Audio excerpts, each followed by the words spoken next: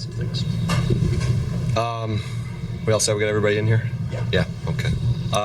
Loved our resiliency tonight, loved our fight, and we're battling against some other things that, we had our largest free throw disparity of the season that we tied tonight. We shot the same amount of shots in the paint that they did, and, sometimes you got to battle through those things, but that wasn't right. But love the group of Malachi, Sharif, who have not been in the rotation, Anthony Gill, obviously JC and Jameer. I thought that group really gave us a great spark at the beginning of the fourth quarter. But we played pretty much right the whole game. I loved our passing, getting in the paint, kicking out for shots, and then we made a great fight down the end.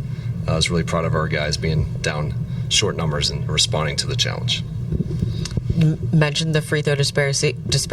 I believe only 3 in that second half you guys attempted. But that being said, what does it say about the guys in your locker room that they were able to fight through that and just play through it, whether the whistle was going their way or not? Yeah, we've talked about those things, that things aren't always going to go your way sometimes, and our guys just stuck with it. Their toughness, their mental toughness really showed tonight, and it showed on our defensive end.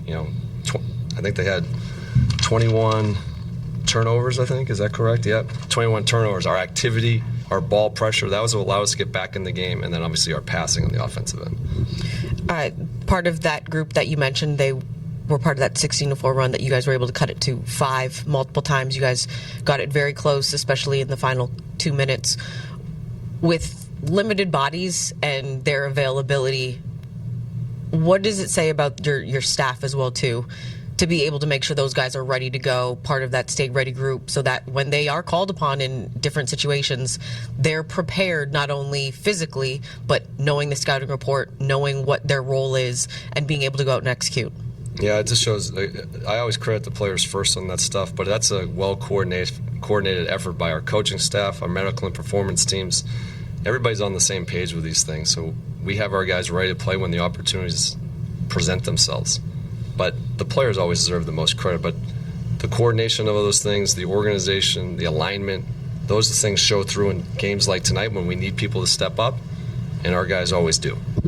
Jameer, third rookie this season to go for 5 steals off of the bench. What did you like about his activity, both offensively and defensively today? Yeah, you can just see, the impact he comes in as soon as he's in there. The ball pressure steps up. They start getting a little under duress. We start turning people over. It makes it contagious for our team. And then we probably don't talk about what a connector he is offensively. Also, playing in the short roll. We saw the lob to Alex late in the game. Just being able to connect our team on both ends of the floor is really impressive for a young player. Career night for Trey. It seemed like anything he was putting up, when it didn't go in, it was more of a shock than when it did go in. I know it's something you have seen from him, even in the draft process, but how does he continue to evolve as a player in real time and do it on a daily basis? Yeah, it's the work he puts in. This guy's been in our gym, work on his craft. He's just getting used to, accustomed to the NBA, and he's growing every game. I don't know what he finished with. I think he had 5 in the first half. It's not just the scoring.